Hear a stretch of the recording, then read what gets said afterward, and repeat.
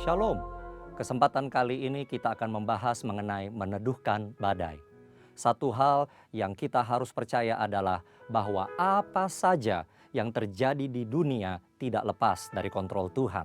Adakah peristiwa dalam Alkitab yang mirip dengan situasi yang terjadi sekarang dan bagaimana penanganannya?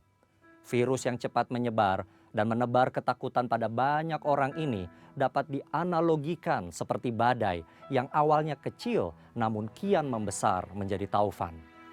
Alkitab mencatat peristiwa di mana Yesus dan murid-murid pernah menghadapi taufan yang dahsyat dalam Markus 4 ayat 36-39. Murid-murid Yesus yang pernah menjadi nelayan tentu dapat menilai bahwa taufan yang mereka hadapi sangat berbahaya. Nyawa mereka bisa melayang jika tidak ada pertolongan. Demikian juga dengan COVID-19 yang menjalar sangat cepat dan mengakibatkan kematian yang besar dapat disebut sebagai badai yang mengancam kehidupan. Tuhan Yesus sedang tidur di buritan perahu saat taufan terjadi. Dia bangun dan menghardik taufan itu. "Diam, tenanglah." Taufan menjadi reda dan danau teduh. Para murid heran, mengapa kata-kata Yesus begitu berkuasa sampai bisa memerintah atas alam? Jawabannya adalah di Yohanes 12 ayat 49. Yesus menjelaskan bahwa apa yang ia perkatakan berasal dari Bapa. Ketika Yesus diurapi Roh Kudus, salah satu tujuannya adalah untuk membawa firman dari Bapa. Yesus hidup senantiasa mendengar dan menurut kehendak Allah Bapa. Yesus mengajar berdoa dalam Matius 6 ayat 10, "Jadilah kehendakmu di bumi seperti di sorga." Tidak mengherankan ketika Yesus memerintahkan angin taufan untuk diam, angin itu pun taat kepada perkataan Yesus yang berasal dari Bapa.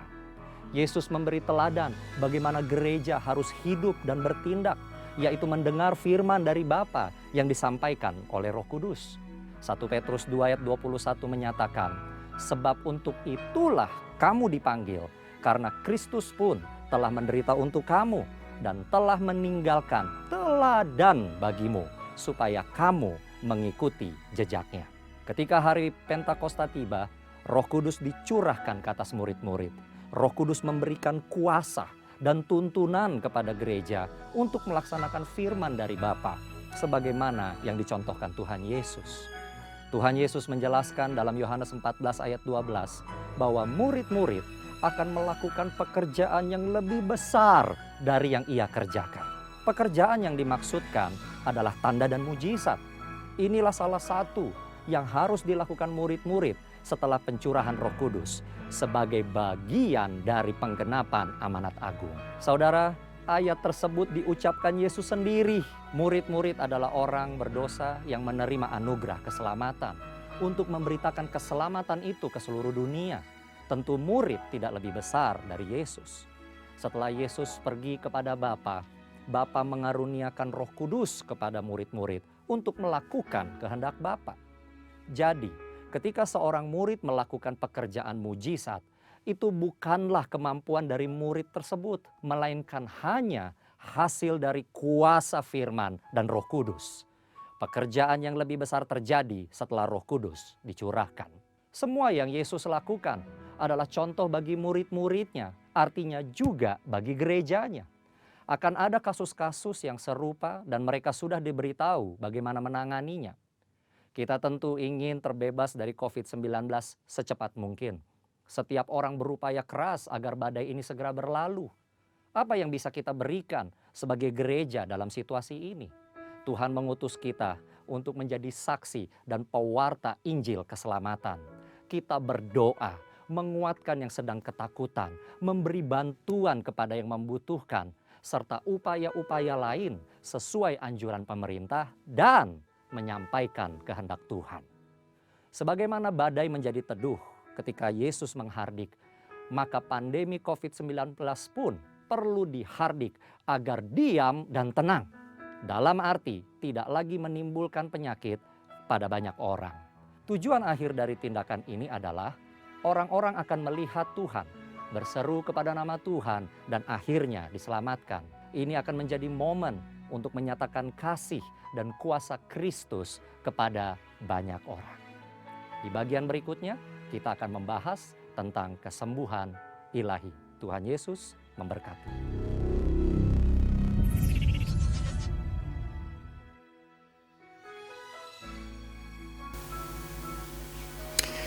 Bapak, terima kasih untuk hari ini yang Tuhan anugerahkan kepada kami semua. Terima kasih jikalau kami ada sebagaimana kami ada pada hari ini. Itu semua karena anugerah-Mu, karena kebaikan-Mu, karena kasih setiamu di dalam kehidupan kami. Bagi anak-anak-Mu, semua orang-orang yang percaya, berharap, bergantung kepadamu Tuhan. Terima kasih pada pagi hari ini kami boleh berkumpul bersama-sama untuk mendengarkan firman-Mu. Biarlah firman-Mu yang disampaikan oleh hamba-Mu ini boleh menjadi berkat. Untuk itu urapi hamba-Mu dengan kuat kuasa-Mu, sehingga setiap firman yang disampaikan itu boleh menjadi rema, dan itu boleh keluar dari isi hati-Mu Tuhan. Terima kasih Bapa, terima kasih pengurapan-Mu, kuasa-Mu memenuhi kehidupan kami semua. Dalam nama Tuhan Yesus kami sudah berdoa dan mengucap syukur. Haleluya. Amin. Shalom Bapak Ibu Saudara sekalian yang dikasihi Tuhan. Apa kabar? Damai sejahtera dan sukacita Tuhan memenuhi kita semua, orang-orang pilihannya Tuhan. Bapak Ibu Saudara sekalian, ada beberapa hal yang ingin saya sampaikan yang merupakan isi hati Tuhan hari-hari ini di tengah-tengah pandemik COVID-19 ini ya Bapak. Kita harus COVID-19 ini, kita harus tetap kuat, kita harus tetap berkemenangan, kita tetap harus yakin dan percaya bahwa Tuhan tetap menaungi kita, melindungi kita dengan kasih dan kebaikan-kebaikannya. Bapak Ibu Saudara sekalian yang dikasihi Tuhan, hari-hari ini Tuhan ingin menyatakan kebesarannya di tengah-tengah kegelapan ini, di tengah-tengah kekelaman dunia yang sedang melanda.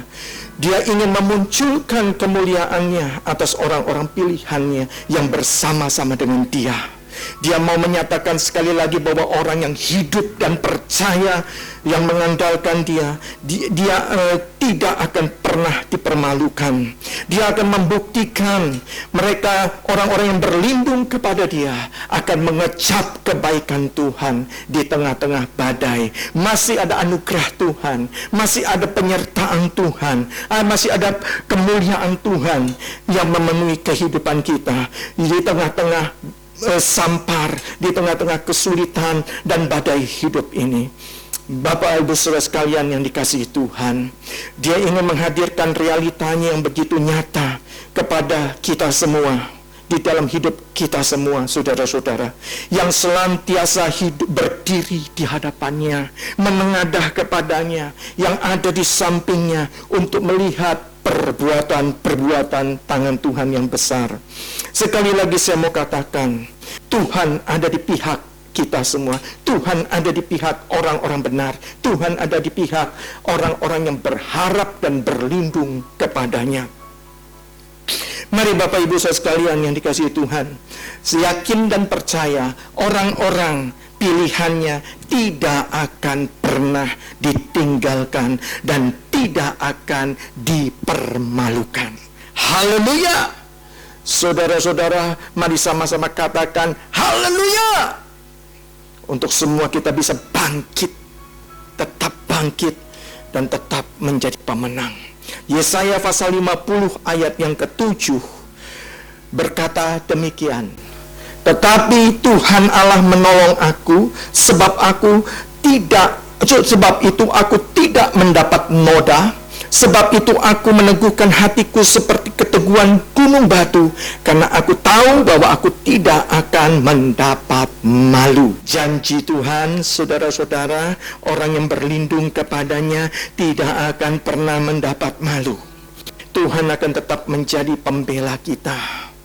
Kita hidup di dalam realita dunia saat-saat ini, saudara-saudara. Saat ini kita sedang ada di dalam dunia, di mana realita dunia itu sangat nyata di dalam kehidupan umat manusia semua.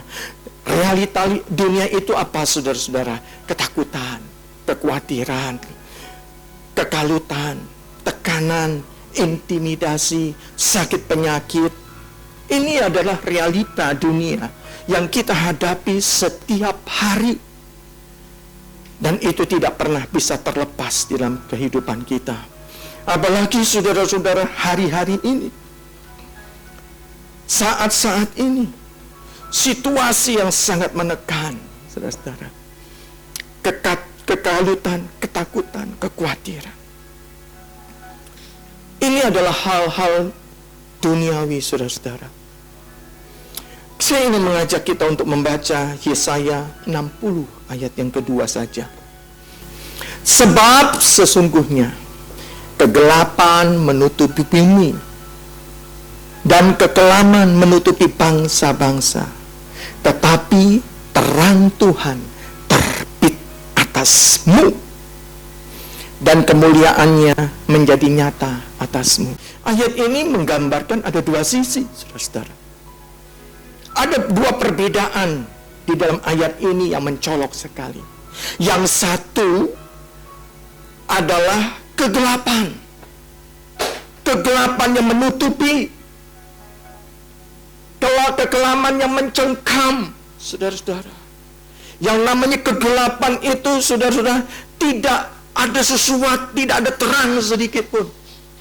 Yang namanya kekelaman itu saya pernah juga sampaikan bahwa hal-hal yang menekan, kengerian, ketakutan, saudara-saudara.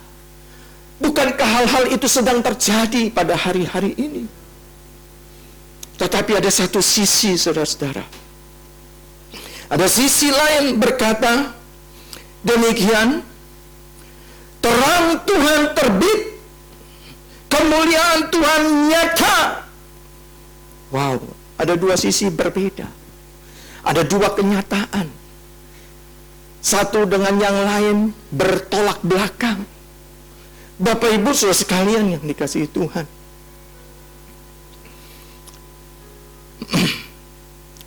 Bukankah hal ini nyata di dalam kehidupan kita? Di satu sisi ada kegelapan, di satu sisi ada terang. Ada siang, ada malam. Nah, Bapak Ibu sekalian yang dikasihi Tuhan, di satu sisi dunia yang penuh dengan kegelapan itu membawa kita pada situasi yang tidak baik. Dalam satu kehidupan yang mengkhawatirkan seringkali terjadi. Bukankah hal itu terjadi saat-saat ini? Dunia akan membawa kita kepada ketidakmenentuan, kekhawatiran, kegelisahan, masa depan yang belum terprediksi. Hari-hari ini bagaimana keadaan kita nih ke depannya? Kita nggak tahu. Kita khawatir. Kita takut. Tidak ada satupun yang dapat memprediksikan.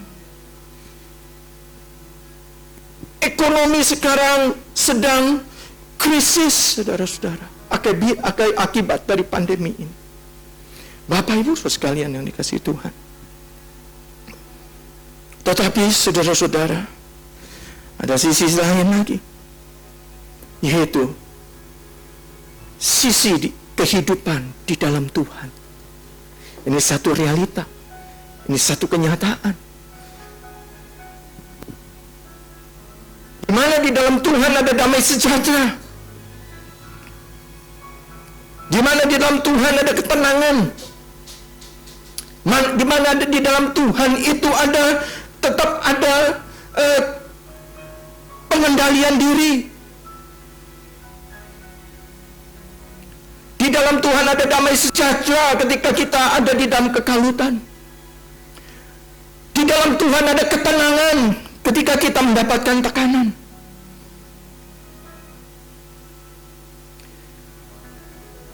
Di tengah-tengah pergumulan seperti ini, orang yang di dalam Tuhan itu pasti ada sukacita dan dia dapat bersyukur, saudara-saudara. Dan orang-orang yang ada di dalam Tuhan, itu tidak akan terpengaruh dengan keadaan sekeliling. Ini adalah orang-orang yang hidup di dalam kenyataannya Tuhan, realitanya Tuhan. Saya mendengar beberapa kesaksian saudara-saudara. Di tengah-tengah krisis ekonomi ini, ada orang yang diberkati Tuhan. Anak-anak Tuhan, beberapa memberikan kesaksian kepada saya. Ada minta tolong doakan saya. Dan pada waktu itu saudara-saudara, dia telepon saya, puji Tuhan. Di tengah-tengah resesi ini Pak, Tuhan tetap memberkati saya. Wow, dahsyat. Yang dari sisi lagi berkata, tengah-tengah isolasi, Tuhan memberikan kekuatan dan kesembuhan bagi saya. Wow, saudara-saudaraku yang dikasihi Tuhan. Ini loh yang harus kita mengerti. Kenyataan ini, realita ini yang harus ada di dalam kehidupan kita, yang harus ada di dalam perjalanan kehidupan kita, sehingga Tuhan itu dipermuliakan di dalam kehidupan kita. Bapak Ibu sekalian yang dikasihi Tuhan,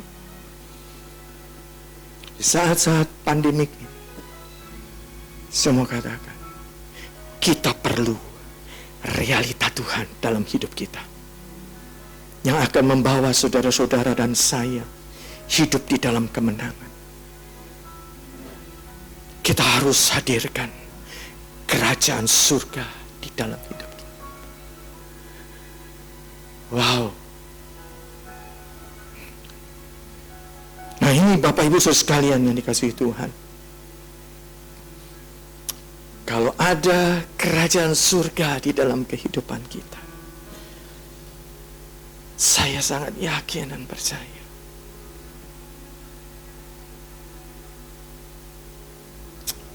mujizat banyak terjadi dalam kehidupan kita. Di tengah-tengah kekalutan, di tengah-tengah tekanan, di tengah-tengah kekhawatiran yang sedang melanda semua manusia, bukan hanya di Indonesia, tetapi di belahan bumi manapun, tetap ada damai sejahtera karena ada kerajaan surga di dalam hatimu. Yohanes pasal yang ke-14 ayat yang ke-27 berkata, wow, ini perkataan Yesus, damai sejahtera ku tinggalkan bagimu, damai sejahtera ku berikan kepadamu. Wow, saudara-saudara, damai sejahtera itu sudah diberikan kepada Yesus, tetapi bukan untuk orang-orang yang di luar dia. Damai sejahtera ini yang ajaib dan luar biasa itu hanya bagi orang-orang yang percaya, orang-orang yang berlindung, orang-orang yang bergantung sepenuhnya kepada dia. Hanya orang-orang yang mau menyerahkan hidupnya dan Tuhan berdaulat di dalam kehidupannya. Dan apa yang kuberikan, kata Yesus, tidak seperti yang diberikan oleh dunia kepadamu. Janganlah gelisah dan gentar hatimu. Wow, saudara-saudara, ini janji Tuhan, ini janji Tuhan, ini janji Tuhan yang harus kita ingat, yang harus kita renungkan, yang harus kita perkatakan hari-hari ini. Amen. Saudara-saudara, apapun yang datang dari Tuhan, yang berasal dari sumber kehidupan yang kekal itu, akan berbeda dengan yang datang dari dunia ini. Dunia tidak penuh ketidakpastian, tetapi Tuhan kita di dalam Kristus Yesus adalah Tuhan yang pasti dan memberikan kepastian. Dari dalam dunia ada kegagalan. Tetapi Tuhan kita, Allah kita tidak pernah gagal. Yesus kita tidak pernah gagal. Dia akan selalu memberikan keberhasilan bagi anak-anaknya. Dunia boleh memberikan janji palsu. Janji tinggal janji palsu. Manusia boleh berjanji, tetapi Tuhan kita itu tetap pada janjinya. Dan janjinya tidak pernah lalai untuk ditepatinya. Oh Rabba Shandara. Haleluya. Tuhan kita adalah Tuhan yang dahsyat, saudara-saudara. Bapak Ibu saudara sekalian yang dikasihi Tuhan,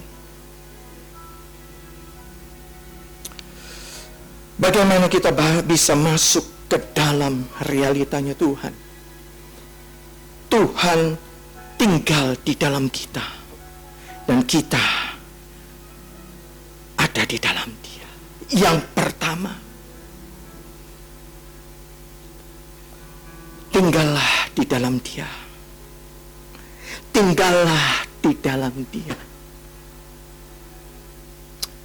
Saudara-saudaraku yang dikasihi Tuhan, bagaimana tinggal di dalam Kristus? Yohanes pasal 15 ayat 5 sampai yang ke-8 berkata demikian. Akulah pokok. Pokok itu yang utama. Pokok itu yang menjadi sumber. Pokok itu yang menjadi sumber kehidupan. Ketika engkau menjadikan Tuhan itu yang utama, yang pokok dalam kehidupanmu, engkau tidak akan pernah mengalami yang namanya kekeringan. Engkau tidak akan pernah mengalami yang namanya ketakutan. Yang namanya sumber itu selalu mengalir, memberikan kehidupan. Dan kamu adalah ranting-rantingnya. Yang namanya ranting tidak bisa terpisah daripada pokok anggur. Barang siapa tinggal di dalam aku, dan aku di dalam dia, artinya tinggal di dalam Kristus, saudara-saudara. Kita ada di dalam Kristus. Kita ada di dalam pribadinya Kristus. Kita ada di dalam, kita melekat kepada Kristus. Dan aku, katanya, barang siapa tinggal di dalam aku dan aku di dalam dia, ia berbuah banyak. Wow, saudara-saudara, yang namanya sumber itu akan mensuplai nutrisi-nutrisi yang luar biasa. Bapak Ibu saudara sekalian yang dikasihi Tuhan, saya banyak melihat dari tanaman-tanaman. Ada beberapa tanaman yang sedang saya belajar, saudara-saudara. Saya tanam. Nah, Bapak Ibu saudara sekalian, waktu saya berikan kepada nutrisi, kepada batang, kepada akar itu, kemudian saya tambahkan segala sesuatu yang diberikan, yang dibutuhkan maksud saya, maka akar itu akan menyedot kepada pokok. Terus pokok itu akan terus menyedot, disuplai sampai ke ranting-rantingnya, ke batang-batang. Wow, pohon itu bertumbuh dengan baik. Pohon itu bertumbuh dengan subur, warnanya hijau. Sungguh menarik, saudara-saudara. Bukankah kehidupan orang percaya begitu? Ketika kita menempel, ketika kita ada di dalam pokok, maka kehidupanmu tidak akan suram. Mukamu akan kelihatan berseri-seri. Mukamu akan terlihat akan tetap cerah, penuh kemuliaan, penuh nutrisi daripada Tuhan. Dan engkau akan menghasilkan banyak berbuah-buah. Tetapi dikatakan apa? Sebab di luar aku, kamu tidak dapat berbuat apa-apa. Dan ayat yang ke-6, barang siapa tidak tinggal di dalam aku, ia dibuang keluar seperti ranting dan menjadi kering. Di luar Kristus tidak akan ada kehidupan, tidak akan ada kemenangan. Kemudian dikumpulkan orang dan dicampakkan ke dalam api lalu dibakar. Jikalau kamu tinggal di dalam aku, wow saudara-saudara, dan firmanku, firman Tuhan itu nutrisi saudara-saudara. Tinggal di dalam kamu, terus mengalir, terus hidup, terus berkecolak dalam hidupmu, terus memenuhi kehidupanmu, terus memberikan hidup di dalam kehidupanmu, mengingatkanmu di dalam pikiranmu, di dalam hatimu, di dalam ucapanmu, di dalam tindakanmu, di dalam perkataanmu, di dalam keputusanmu. Maka saudara-saudara, minta apa saja, maka apa yang kamu kehendaki, tentunya yang sesuai dengan firman Tuhan, dan kamu akan menerimanya. Haleluya! Ini janji Tuhan. Tinggal di dalam firman. Firman Tuhan itu adalah kebenaran. Jadi hidup kita harus ada di dalam kebenaran. Yohanes pasal 8 ayat 31 sampai 32 berkata demikian.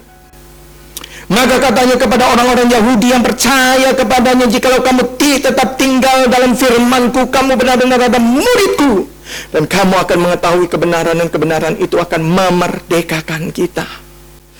Firman Tuhan adalah kebenaran. Jika kebenaran menjadi pilihan kita, menjadi pedoman hidup kita, menjadi prinsip kehidupan kita, menjadi nilai-nilai, value-value di dalam kehidupan kita, saudara-saudara, maka engkau akan menjadi orang yang benar. Dan kebenaran itu, firman Tuhan itu yang ada di dalam hidupmu akan memerdekakan. Engkau tidak gampang menjadi orang tertuduh. Engkau tidak akan mudah diintimidasi oleh setan iblis. Engkau tidak akan mudah di dalam kendali situasi dan kondisi. Engkau tidak akan mudah untuk dikendalikan oleh sampar yang saat ini sedang melanda. Engkau tetap bisa bersuka cita. Engkau tetap bisa penuh dengan damai sejahtera. Karena apa? Karena Tuhan ada di dalam kehidupanmu. Janjinya ya dan amin, dan janjinya pasti digenapi dalam kehidupan. Bapak Ibu Saudara sekalian, firman Tuhan, kebenaran itu akan memerdekakan kita. Dan kebenaran itu menuntun kita kepada kehidupan yang berbeda dari sebelumnya. Dari cara hidupmu yang lama, cara berfikirmu, dari berkata-kata, dari bertindak. Dan ketika kebenaran itu engkau hidupi, dan kebenaran itu ada dalam hidupmu, maka hidup kita akan selaras dengan keinginan-keinginan Tuhan, isi hati Tuhan. Dan kebenaran itu akan membawa kita kepada tujuan-tujuan Tuhan. Apa tujuan-tujuan Tuhan di dalam kehidupan kita? Yang pertama pasti masa depan yang penuh harapan, masa depan yang penuh dengan kemenangan. Yeremia pasal 29 ayat yang ke-11. Sebab aku ini mengetahui rancangan-rancangan apa yang ada padaku mengenai kamu. Demikianlah firman Tuhan, yaitu rancangan damai sejahtera dan bukan rancangan kecelakaan, untuk memberikan kepadamu hari depan yang penuh harapan. Itu saudara-saudara, masa depan. Masa depan kita terjamin. Masa depan saudara-saudara sekalian terjamin. Ada harapan, bukan masa depan suram. Hari tua yang bahagia dan mengecap kebaikan Tuhan.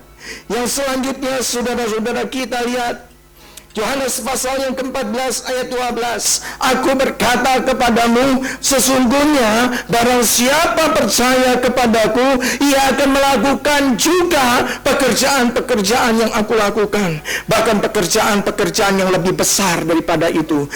Haleluya. Bapak Ibu Saudara sekalian yang dikasihi Tuhan, Ini tujuan Tuhan dalam kehidupan kita. Melakukan perkara-perkara besar, apa yang Yesus pernah lakukan, bahkan perkara yang lebih besar. Dan akhir daripada itu semua, kita semakin hari semakin serupa dengan Dia, serupa dengan Kristus. Amin, Bapak Ibu Saudara sekalian. Biar firman Tuhan ini boleh menjadi kekuatan kita di tengah-tengah kita sedang ada di dalam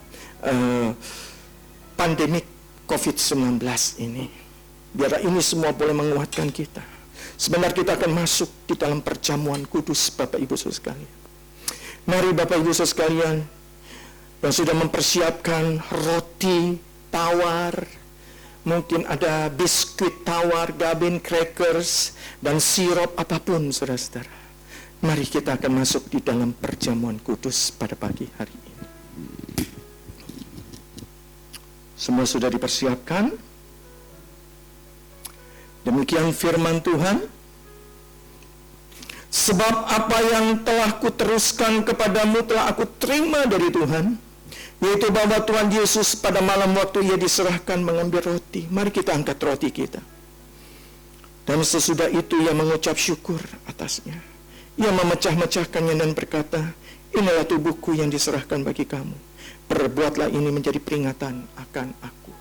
Bapak, Ibu, saudara-saudariku yang dikasihi Tuhan, bukankah roti yang atasnya kita ucapkan syukur dan terima kasih kita kepada Tuhan adalah persekutuan kita dengan tubuh Kristus? Mari kita makan bersama. Haleluya. Dalam nama Tuhan Yesus.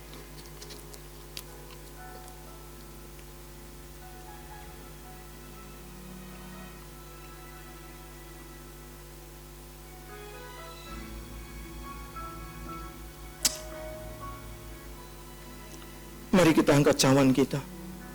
Demikian juga yang mengambil cawan sesudah makan, lalu berkata, cawan ini adalah perjanjian baru yang dimeteraikan oleh darahku. Perbuatlah ini setiap kali kamu meminumnya, menjadi peringatan akan aku. Bapak, Ibu, saudara sekalian yang dikasihi Tuhan, bukankah cawan yang atasnya kita ucapkan syukur ada persekutuan kita dengan darah Kristus? Mari kita minum dalam nama Tuhan Yesus. Ucapkan syukur kita. Ucapkan terima kasih kita. Ucapkan betapa kita harus berterima kasih untuk kematian Kristus yang menebus dosa-dosa kita dan kebangkitannya yang memberikan kepada kita kuasa kebangkitannya dan kemenangan dalam hidup kita. Terima kasih Tuhan, terima kasih, terima kasih. Kami ditentukan untuk menjadi pemenang. Kami ditentukan untuk menjadi pewaris daripada kerajaan-Mu, janji-janji-Mu. Untuk itu Tuhan, kami akan masuk di dalam realita-Mu Tuhan. Terima kasih Bapa untuk pagi hari ini. Segala pujian, hormat, dan kemuliaan hanya bagi nama-Mu. Biar damai sejahtera sukacita Tuhan tetap memenuhi kehidupan kami. Diberkati kita, diberkati saudara-saudari semua. Di dalam nama Yesus Kristus. Haleluya. Amin.